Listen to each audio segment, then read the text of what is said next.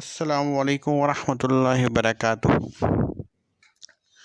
ہم میں سے اکثر لوگ مختلف جسمانی، روحانی اور دنیاوی پریشانیوں کا شکار ہوتے ہیں۔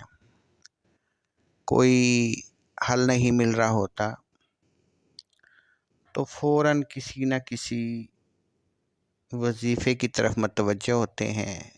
کسی خاتون کو کسی پڑوس کی خاتون نے، کسی دوست نے، کسی رشتہ دار نے بتا دیا کہ میں نے پڑھا تھا، مجھے تو بہت فائدہ ہوا، تم بھی ضرور پڑھو۔ کہیں کسی کتاب سے دیکھ لیا، کہیں کسی ویڈیو سے دیکھ لیا اور بس پڑھنا شروع کر دیا۔ اپنی کم علمی میں، کم عقلی میں، ناسمجھی میں یہ سمجھے بغیر کہ اس کے کیا اثرات ہیں، میں اس وظیفے کے اثرات کو برداشت کر پاؤں گی یا نہیں،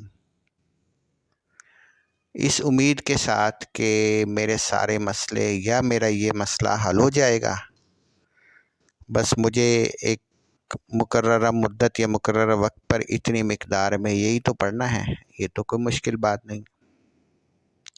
دیکھیں، ہم بیمار ہوتے ہیں تو ہم کسی میڈیکل پریکٹیشنر کے پاس جاتے ہیں۔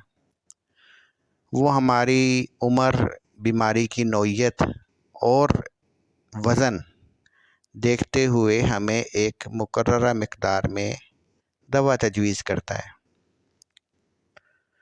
وہ یہ بتاتا ہے کہ آپ کو اتنی ملی گرام کی یہ دوا اتنے دن اتنے ٹائم کھانی ہے، اور بس۔ خدا نخواستہ کسی کے ساتھ کوئی بڑا مسئلہ ہے، کسی کی سرجری ہوئی ہے، تو اس سے تھوڑی سی ہیوی ڈوز دی جاتی ہے، لیکن ساتھ کچھ سپورٹیو میڈیسن بھی دی جاتی ہیں تاکہ اس کا پیٹ خراب نہ ہو اور اس دوا کے مضر اثرات کو کم کیا جا سکے۔ یہ وہ معاملات ہیں ہم جو اکثر دیکھتے ہیں، اکثر لوگوں کے علم میں یہ چیزیں ہیں۔ لیکن جب وظیفہ کرنے کی باری آتی ہے تو ہم نہ کسی تجربہ کار، کسی مخلص انسان سے، کسی سمجھدار بزرگ سے پوچھتے، بلکہ نیٹ کی کوئی ویڈیو دیکھ کے اور کرنا شروع کر دیتے ہیں، یہ سمجھے بغیر کہ اس کے کیا اثرات ہوں گے، یہ وظیفہ میرے لیے ہے یا نہیں ہے۔ بس ہم نے تو ویڈیو میں دیکھا کہ آپ یہ پڑھیں، آپ کے تکیے کے نیچے یا آپ کے گھر میں دولت کے انبار لگ جائیں گے، دولت سنبھالے نہیں سنبھلے گی، یا آپ کا دشمن ہلاک ہو جائے گا، دشمن تباہ و برباد ہو جائے گا، آپ کے حاسدین آپ سے دور ہو جائیں گے، وغیرہ وغیرہ۔ جس نے ویڈیو بنانی ہے اس نے اسی طرح کے لمبے چوڑے دعوے کرنے ہیں اور خوب ڈھنڈورا پیٹنا ہے۔ سب کا نام نہیں لوں گا، نہ سب کو کہوں گا، لیکن اکثر لوگ اس علم سے بالکل ناواقف ہیں۔ انہوں نے بھی کسی کتاب سے دیکھا اور ایک ویڈیو بنا دی کہ لوگ دھڑا دھڑ ہماری ویڈیو دیکھیں اور ہماری خوب مشہوری ہو، اور لوگوں نے بھی کرنا شروع کر دیا۔ ہر مسلمان یہ سمجھتا ہے کہ اس کائنات میں صرف ایک ہی طاقت ہے، وہی رازق ہے، وہی مالک ہے، وہی مختار ہے، مالک یوم الدین وہی ہے۔ رزق، اولاد، رشتے، خوشی، غمی، سکون سب اس کی طرف سے آتی ہیں۔ بیماری بھی وہی دیتا ہے، شفا بھی وہی دیتا ہے۔ ہر مسلمان کا یہ یقین ہے۔ ہاں، اپنے مقرب بندوں کی دعا وہ ضرور قبول کرتا ہے، ہر مسلمان کی توبہ ضرور قبول کرتا ہے، اس میں تو کوئی شک نہیں۔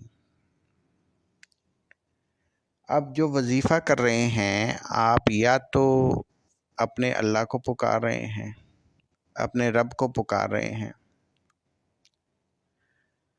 اور باری تعالیٰ نے بھی ہر آیت، ہر لفظ، ہر نام کے ساتھ اپنی کچھ مخلوق کی ڈیوٹی لگا رکھی ہے جو ہمیں نظر نہیں آتی۔ وہ اللہ کے اس کارخانے میں مختلف ڈیوٹیاں سر انجام دیتے پھرتے ہیں۔ مشہور وظیفہ ہے، لوگ اپنی ناسمجھی میں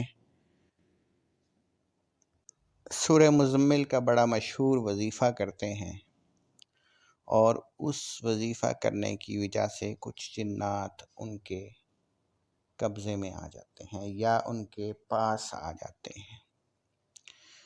اب جنات تو آ گئے، ان سے کام کیسے لینا ہے؟ کیا آپ ان جنات کو قابو رکھنے یا ان سے کام لینے کے قابل ہیں؟ ایک 15 یا 20 سال کے لڑکے کو اگر کسی فوج کی بٹالین کا کمانڈر بنا دیا جائے اور اسے کہا جائے کہ جا کے جنگ لڑو اور اس جنگ کو کمانڈ کرو، تو کیا وہ اس قابل ہوگا کہ دشمن کو بھی قابو رکھے اور اپنی فوج کو بھی سنبھال سکے کہ اس کے کہنے پہ وہ جا کے لڑنے اور مرنے کے لیے تیار ہو جائیں؟ نہیں میرے محترم، تمام فوجی اپنے لیڈر کی شخصیت، اپنے باس کو دیکھتے ہیں کہ وہ اس قابل ہے کہ نہیں کہ ہم اس کی بات مانیں یا نہ مانیں۔ آپ نے جنات کو تنخواہ تو دینی نہیں، آپ نے موکلات کو کچھ دینا تو ہے نہیں، آپ نے صرف ان سے کام لینا ہے۔ کیا وہ یہ نہیں دیکھتے کہ یہ دیندار ہے یا نہیں ہے؟ اس کی جسمانی اور روحانی طاقت اس قابل ہے یا نہیں کہ ہم اس کی بات مانیں، اس کے تابع رہیں؟ یا مجبوراً تابع رہیں گے بھی تو کہیں نہ کہیں کسی نہ کسی طریقے سے اپنا بغض، اپنی دشمنی ضرور نکالیں گے۔ آپ ادھر سے وظیفے کی تسبیح رکھتے ہیں، مسلح سمیٹتے ہیں اور جا کے ٹی وی کے سامنے بیٹھ جاتے ہیں، جا کے فلم دیکھنا شروع کر دیتے ہیں، باہر دوستوں کے ساتھ بیٹھ کے تانے اور بہتان اور جھوٹ سے ملے جلے مذاق کرتے ہیں۔ دیکھیں، ایک جھوٹ بولنے کا نقصان یہ ہے کہ رحمت کے فرشتے شام تک آپ سے دور رہتے ہیں۔ آپ کے منہ سے اتنی بدبو آتی ہے صرف ایک چھوٹے سے جھوٹ سے، چاہے وہ بے ضرر کیوں نہ ہو، چاہے وہ اپنے بچے کو بہلانے کے لیے کیوں نہ ہو، اس جھوٹ کی اتنی بدبو ہوتی ہے کہ رحمت کے فرشتے آپ سے 1 میل دور ہو جاتے ہیں۔ تو ہم سارا دن دفتر میں، دکان پہ، کاروبار میں چغلی، بہتان، مذاق، دھوکہ دہی بھی کرتے رہیں، غیبت بھی ہوتی رہے، ایک دوسرے کی سچی جھوٹی کمزوریاں بھی بیان ہوتی رہیں، ایک دوسرے کا مذاق بھی اڑائیں، کم بھی تولیں، جھوٹ بول کر غلط سودا بھی بیچیں، اپنے افسر کو خوش رکھنے کے لیے، اپنے ساتھی کو برباد کرنے کے لیے الٹی سیدھی جھوٹی سچی کہانیاں بھی گھڑیں، لوگوں کے رشتے خراب کرنے کے لیے، لوگوں کو ذلیل و رسوا کرنے کے لیے مختلف حربے بھی آزمائیں، اور غرض اتنی بہت سی چھوٹی چھوٹی باتیں جنہیں آج کل ہم دیکھتے ہیں کہ اکثر لوگ گناہ سمجھتے نہیں، وہ کرتے بھی رہیں، اور اس کے بعد ہم یہ بھی سمجھے کہ وظیفہ کر کے اور ہم اس اللہ کی مخلوق سے کام بھی لے لیں گے اور ہمیں وہ نقصان بھی نہیں پہنچائے گی۔ ایسا ممکن ہے؟ جو اللہ کے نیک بندے ہیں، جن کے منہ سے جھوٹ کا ایک لفظ نہیں نکلتا، کسی کی تذلیل کرنا کیا وہ سننا بھی برداشت نہیں کرتے، ان کا معاملہ الگ ہے میرے بھائی، ان کا معاملہ الگ ہے۔ ان کے پاس یہ مخلوق خود آتی ہے، خود ان کی خدمت کرتی ہے، بغیر طلب کیے، بغیر وظیفہ کیے۔ پھر ہر کسی کی ایک روحانی طاقت ہے، جیسے ایک جسمانی طاقت ہے، اسی طور ایک روحانی طاقت ہے۔ نیکی کے کام کرنے سے وہ روحانی طاقت بلند ہوتی ہے، برائی کے کام کرنے سے وہ روحانی طاقت کمزور ہوتی ہے، روح کمزور سے کمزور ہوتی چلی جاتی ہے، بیمار پڑ جاتی ہے۔ یہ جو مشہور بات ہے نا کہ موسیقی روح کی غذا ہے، وہ روح کی غذا نہیں، وہ بدروح کی غذا ہے۔ آقا دو جہاں صلی اللہ علیہ وسلم نے تمام موسیقی کے آلات اور ان کی آواز سننے سے منع فرمایا ہے، دل سیاہ ہو جاتا ہے، روح بیمار ہو جاتی ہے۔ ہم کھانا کھاتے ہیں تاکہ ہمارا جسم درست رہے، ہم بیمار نہ پڑیں، روزمرہ کے کام بآسان طریقے سے کر پائیں۔ روح کی غذا عبادت ہے، روح کی غذا اللہ کا ذکر ہے، وہ ذکر جو مسنون ہے، وہ ذکر جو آپ کے استاد، آپ کے مصلح، آپ کے پیر نے بتایا ہے، وہ روح کی غذا ہے۔ بغیر دیکھے، بغیر سمجھے کچھ پڑھنا شروع کر دیں گے، یہ سمجھے بغیر، یہ جانے بغیر کہ اس کے میری روح پہ کیا اثرات ہوں گے۔ ایک شخص بیمار ہے، اس نے کھانا نہیں کھایا کئی دنوں سے، اور آپ اس کو صرف آئرن کے انجیکشن لگواتے جائیں، کیا وہ اٹھ پائے گا؟ یا کسی شخص کو پانی تو دے نہیں رہے آپ، پانی تو پینے کے لیے اسے میسر نہیں ہے، لیکن وائٹامنس کی ٹیبلٹس اس کے لیے حاضر کر دیں اور اسے مجبور کریں کہ بس یہ وائٹامنس کھائے جاؤ اور تم بھلے چنگے ہو جاؤ گے۔ یہ تو چھوٹی سی مثال آپ کو میں نے دی ہے۔ یہ روحانی معاملات تو بہت پیچیدہ ہیں، اور یہ وہ چیز ہے جو نسل در نسل استادوں سے، شاگردوں نے، پیروں سے، مریدوں نے سیکھا ہے، ایک دو روز میں نہیں سیکھا، برس ہا برس کی محنت، برس ہا برس کی ریاضت کی ہے۔ دنیاوی حرص و طمع اپنے دل سے نکال دی ہے، لوگوں کو ذلیل و رسوا کرنے کا خیال اس آیت کے تحت نکال دیا کہ عزت اور ذلت کا مالک تو اللہ کی ذات ہے۔ بہت سے لوگ ہم نے دیکھے کہ مختلف وظائف ناسمجھی میں کر رہے ہیں، کیے ہیں، اور ان وظائف کا ان پر بڑا شدید اثر پڑا۔ کسی کا پتہ چلا دماغ پلٹ گیا، کسی کا پتہ چلا دیوانہ ہو گیا، کسی کا پتہ چلا اسے بولنے